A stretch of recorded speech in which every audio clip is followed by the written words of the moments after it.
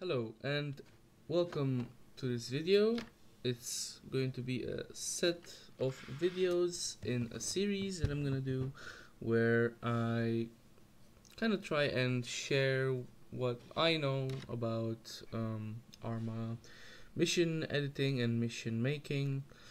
Uh, Obviously I am not the best and not the most knowledgeable, but I feel like a video like this might help out, hopefully will help out people who are either thinking into getting into mission making, and maybe and hopefully also people who already are into mission making. Who knows, maybe you can learn a thing or two that you might have not known. And yeah, let's get straight into it. I don't really have a plan or a script, so I'm just gonna go into this kind of dark and see how it goes. So I'm kind of thinking for the first episode I'm going to do something that's kind of like still in the editor, but not actually like the steps before actually getting into the thick of it. So let's get right into it. The editor, I'm running a very simple mod list, the bare essentials, nothing else. So let's just go straight into Stratus, for example. Doesn't really matter for this tutorial, just so I can get a couple of things across. And I'll kind of show you something that's more important to me is I'll show you my routine of how I do things.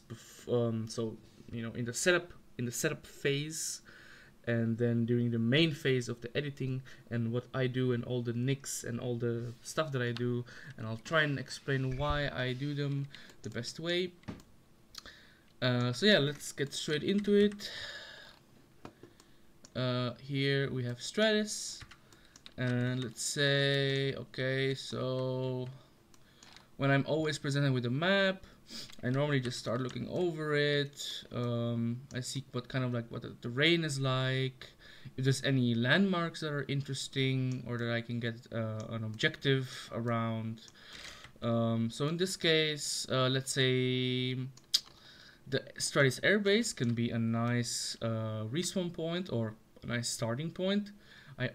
I really do like making air bases, HQs, or bases in general that the players can visit or have an objective there. I really like to do that.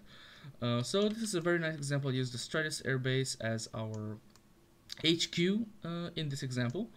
So let's say that they would spawn maybe in these hangars. I always like to do that. And before we get into any of the units and any of that, I'll do like my list, so to speak, of stuff that I do before I get into that. So everything that's kind of in the background. So up top in here is where I mostly do all the stuff. So let's start with attributes. We have a couple of things in here. I'm going to start with general. So in here, we're presented with a couple of different things. So maybe you're not gonna see what I see, especially in the miscellaneous drop down menu here, and that's because I'm running a couple of mods that add a couple of things. But I'm going to leave my mod list, my mod making mod list, in the description, and hopefully if you're kind of lost or don't know what to use as a base for your mod list, then you can use mine. So yeah, I always start with a nice little title. If I have a name for my op, I don't know, for example, tutorial for this example. And I always uncheck this because, yeah, I normally don't use DLC stuff in my ops. And then in the miscellaneous is where I do a lot of stuff. So for example, I'm just gonna skip the independence thing here at the top. I'll discuss it a bit later.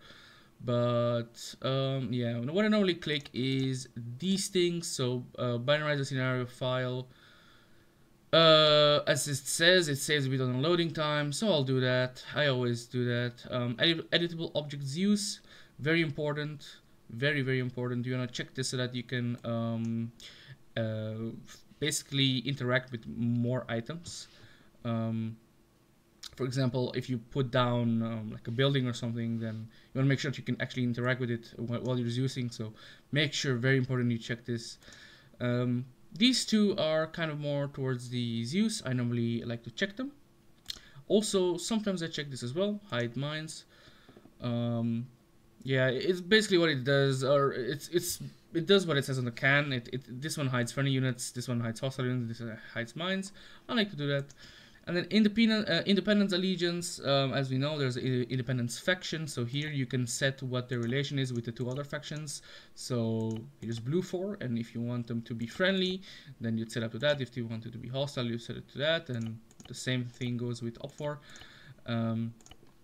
And yeah, that's about the miscellaneous. And then we also have the loading screen. I normally don't fuck around with this, but you can kind of do some stuff in here that's like a bit more just so that it looks nice. You don't really have to do this.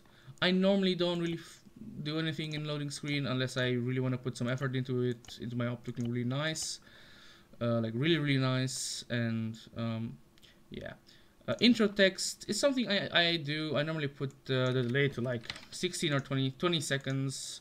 First line, second line, third line. You can put something like I don't know, the position where you are. Like for example, in our case, it can be Stratus airbase and island of Stratus, and then a time or a date. For example, 12 o'clock. Enter type.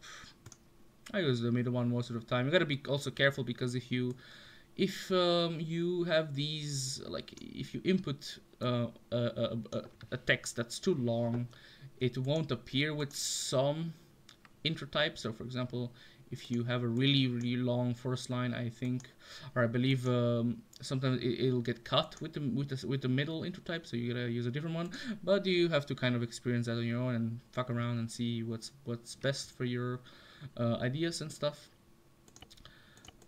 Yeah, and there's also briefings. I've actually almost never done anything here, but it's really cool. So if you want to, for example, let's say that your guys are playing as blue 4, and you can give them a situation, a mission, an execution signal, and same goes for two other factions. You can write stuff in here and it'll appear for them.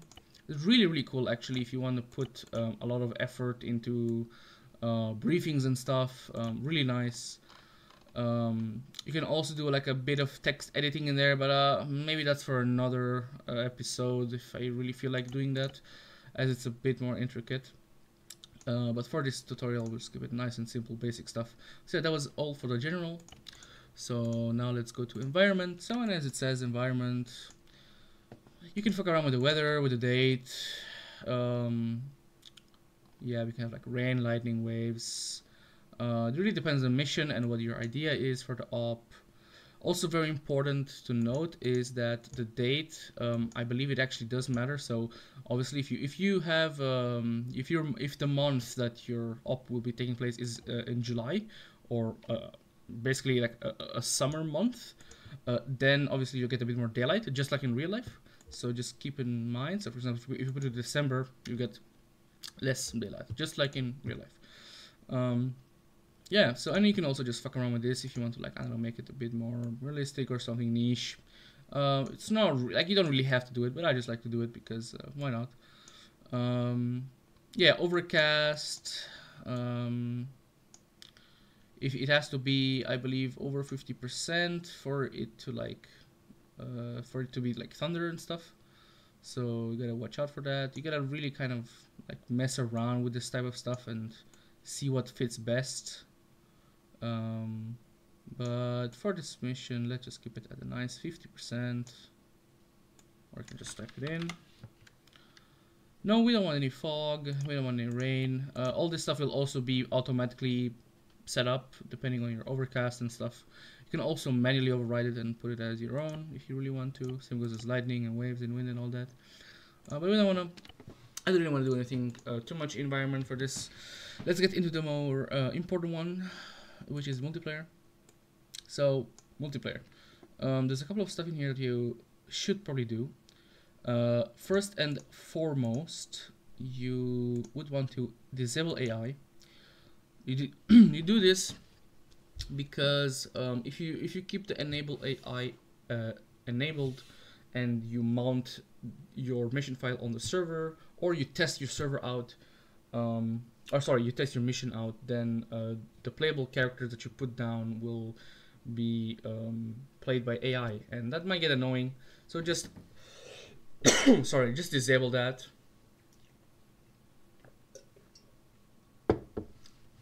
And moving on, we have respawn, which is arguably one of the most important ones. Here you can actually set up your respawn. I'll be honest, I never really fuck around with anything else other than respawn on custom position. And once you can see that this pops, or this, you know, gives you a bit more options. So what I normally do is select respawn on custom position, then I select select respawn position as well. So you can actually select it, you get a bit of an overview. And for a respawn delay, I like to put it to 5 seconds. What's also important, or well, not really important, but what I really like to do is click save loadout, and I'll tell you why in a second. That's basically it. I never really fuck around with this. I don't have any real experience, so if you know more, then by all means tap in the comments. But yeah, I don't really well, you can probably figure it out from the text, but as I said, I don't really know too much about that stuff. But yeah, let's get going. So we have all that set up. Performance, I don't really fuck around with performance. The very few times I do fuck around with it is the activation distance settings. So if you have a map that's a bit more hilly or mountainous, then I lower this a bit so that it gives a bit more FPS for the players, obviously because there's a mountain in a way, so the players don't see the NPCs are behind the mountain. I'll also explain that in a bit, but yeah, I don't really fuck around with that, so let's just not mess around with it for this tutorial. I'll give an example on why you would want to mess with it later. But anyway, that was like kind of the everything before. Actually, there's also one more thing that you want to do, which is loading the add-on options, and I would do this immediately once you're done with everything else, because it's always really important to kind of you know, get that from the get-go, so that you can, if you test around with stuff, it's better that you have your ACE options loaded, so that you get some accurate you know, testing. So add-on options, and I'm gonna load the TRDs 5.5, and there you go. Now you're basically good to go. You got kind of everything that you need to you know, set up your mission and start working on your mission. And you want to make sure that you're gonna save as often as you humanly can. So I'm just gonna do tutorial. Yeah, there we go. So straight off the bat, I really cannot stress how important it is to always save, like make it a habit of saving. And if you think that this is like too many clicks, then just press Ctrl S and make it into a habit. Like every new Zeus that I give tips to, this is like the most important thing. Please make sure you save as soon as you can. And I really mean it. Like, I mean, when I play other games, I accidentally press Ctrl S because it's like so out of habit, and it's a really good habit. So please do it.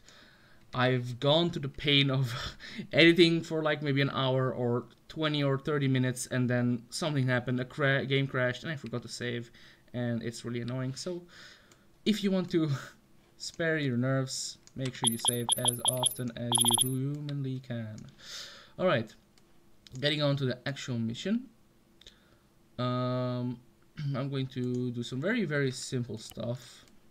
So here on your top right, you have your factions. You have Blue 4, Op 4, Independent, and Civilian. And then at the end, you also have props.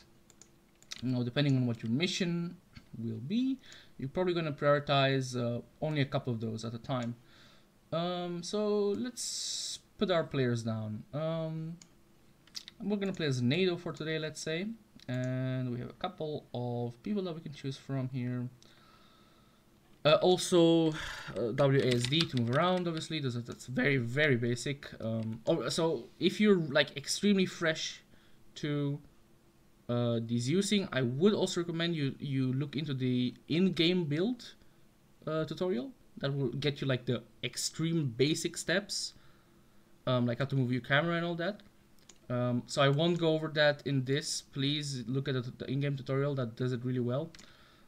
This is more for like people who've got the the basic grasp of moving around and all that. So let's get right into it. So we're gonna use the cap of 20 people. That's our TRD server, and you always want to make sure that you put yourself first, just so you don't forget it and you get out of the way. And this is gonna be us for today. It's gonna be the officer, Zeus. So you can see that's the red around the player. That means that that's your player. You're gonna play as him, and you can now give him like a rank. Let's be like a major or something. And what you can also do, or what I also always like to do, is go to role description, and you can say,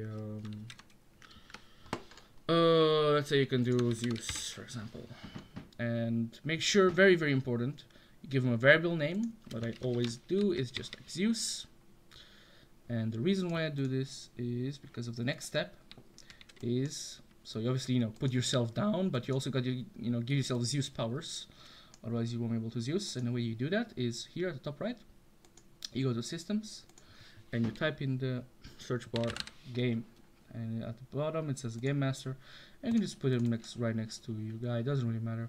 You double click on this module, as it's called, and in here at the owner tab you got to put in your variable name that you put for yourself. So in my case I put the variable as Zeus for my character, so I'm going to type in here Zeus, and make sure that you click on here and do all add-ons, so we have control over all the add-ons, and then it'll save. And there you go. So now you set yourself up to be a Zeus. And let's actually fuck around a bit more and put our actual players down. So let's say we got a small squad, so a squad leader and maybe a medic, so that we become a lifesaver. Then you got, I don't know, it really depends on your mission, but I'm gonna do like maybe a, let's see, like a machine gunner if I can find it, or a rifleman AT also works, and a grenadier. So that's like a 4-man squad. Let's do a 5-man squad because we're cool. Let's add a marksman. Okay, so if you got your first squad, that's 5 people. And now, very important, once you got your first squad, you want to double click on this rectangle and enable, or not, sorry, not enable the simulation. You go down and you check the playable box. So this actually makes them playable, so your players can choose them in the selection screen. And once you're done with that, you can also do some niche stuff, like maybe give the squad leader like a rank or something. This is very very small and niche stuff. You don't have to do this, but I like to do it. It just feels really nice, really whole to do. And yeah, so you got your first squad. Let's do a second squad. So that'll be, so now it's 5 people. So now it's gonna be 10 people. Just for the sake of simplicity, we're just gonna give them all the same role. So yeah, now you got your second squad, and you can see that's why we did this earlier. We don't have to enable these guys as to to be playable, because we've copied the first squad. So you always want to try and make your life a bit easier. As is here's something I've learned. Always use the shortest way possible to achieve what you want to achieve. Yeah, okay, so we've got 10 people down. So let's say that you want to add, so we still have about more, like so if you got 10 people plus 1, so that leaves you 9 more in my case, right? Because I want to have I need a 20 man, so 9 more people. Okay, let's say I add, maybe, let's say I want to add a pilot slot, 2 pilot slots, why not? Oh, let's add 2 pilot slots. There we go. Oh, the way I do that, by the way, is I click on both of them, control, drag on one, and then drag on the other, and now this guy is gonna be the leader, and then we make them playable as well. Maybe we give him a little rank. You see, I should have done this earlier, but oh well. There we go. Yeah, there we go. Nicely set up. So now we got 10, 11, 12, 13. So we can put down a couple more people. Let's say we put down, where is it? Rifleman. Let's say we want some reserves. So we got 13 people, right? So 13, this will be 14. And let's actually also make it playable. There we go. We're gonna add like 3 of these boys. There we go. Looks very nice. We can probably add a couple more.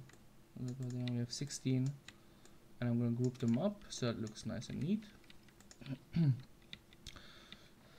Okay, we can put in 3 more people. Let's add a little tank crew, perhaps. Crewman. There we go. Okay, so let's add 3 of these bad boys. Actually, I'm gonna make him level first, then add 2 more, and I'm gonna make this guy a sergeant. There we go. So there we go. Now we got our squad set up. We got 10 playable roles, followed by 4 reserves, so that's 14. And then we got 2 pilots, so that's 16. And then 17, 18, 19. These 3 are going to be our tank crew, our armored crew. What I would do is I would try and give him a little name. So let's say this is gonna be Apple Squad. And I always like to make them careless and force hold fire. So this is gonna be apples. But once you go to, you double click on the rectangle and you can just give him a call sign. What I also like to do in addition with that is go to the squad leader and go to the role description and just do squad leader at apples. So this is gonna make it sure, 100% fail proof that the squad will be named apples. And let's make this squad butters, because why not? And then you can just do the same. You can just do squad leader at butters. There we go. Now we have our apples and butters. Let's go to these guys. Call them banana. Very creative names, I know. And then we can just do pilot at banana. These guys, I'm just gonna name them reserves to keep it nice and simple. There we go. Oops, sorry. Rifleman at reserves. Gonna make sure that you also put their what their role this player is. And it's called the Tank Boys Mangoes. There we go. So this guy can be named Commander at Mangoes. And then, since it's a tank crew, this is gonna just be called crewman, but I like to give him actual names, so it's gonna be commander. This is gonna be the gunner, and this is gonna be, oops, where'd it go? It's gonna be our driver. And then the same thing for the pilots. This is gonna be our pilot, and this is gonna be our co-pilot. There we go. Nice and easy, easy peasy. So now we got our squad set up. You can even actually just do it yourself as well. So just call yourself, I don't know, HQ, for example. And then you can just do that. And there we go. Nice and simple. Now we got our you got your squad set up. You got yourself set up. You got their names. And now if you go on the left, it's a bit, maybe you find this unorganized. So one way to do this is you can go into, I believe it's tools and then lobby manager. And here you can set up the order. So apple's gonna be first, butters, banana Gotta put the mangoes. There we go. I always like to be the last one. Yeah, that's pretty nice. Okay, so now that's all nice and neat. It is going to give them like a number. You can just delete this if you don't like it. I really don't care. Yeah, okay, so there you go. You got your basic start. Now, to kind of end the video on an interesting note, the respawn system, all very easy to do. You just go to the systems again, or press F5, type respawn, or I just do that, and then get respawn position or vehicle respawn. Or maybe I'll do a video on this a bit later, but let's focus on respawn position. And let's say that we want to do our respawn position for here. So we're gonna double click on that and give it a name. So airfield respawn. And we want to make sure that the side is the side that your players are. So in our case, it's blue 4. And infantry. And okay, there we go. Now you have your respawn point. Well, thank you guys for watching the first video. This is a very basic first video just to show you how you do the basic work before you really get into your mission. So next mission, I'm probably gonna go over basic ideas of formations and some other stuff that might be interesting for you as a Zeus, and also obviously little tips and tricks here and there that you can use to make your life a little easier. So yeah, I'll see you guys in the next video. Thank you very much for watching. Bye bye.